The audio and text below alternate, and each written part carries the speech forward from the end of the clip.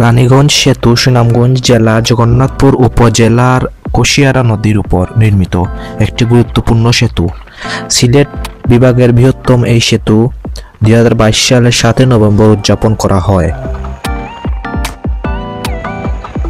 সেতুটি চালু হওয়ার ফলে সুনামগঞ্জ থেকে ঢাকার দূরত্ব প্রায় 55 কিলোমিটার কমেছে।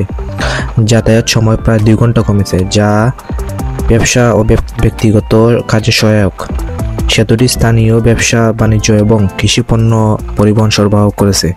সেতুটি স্থানীয় জনগণের মধ্যে সামাজিক ও সাংস্কৃতিক সংযোগ বৃদ্ধি করেছে।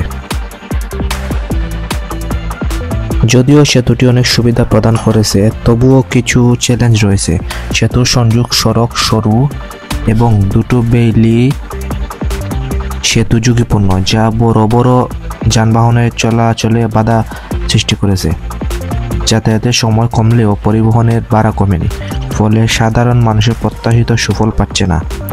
সেতুটি সম্পূর্ণ সুফল পেতে হলে সংযোগ সড়কগুলোর উন্নয়ন এবং বেইলি সড়কগুলোর প্রতিস্থাপন জরুরি। এছাড়া পরিবহন ব্যবস্থা উন্নয়ন এবং ভাড়া হ্রাসের মাধ্যমে সাধারণ জনগণ আরও উপকৃত হবে।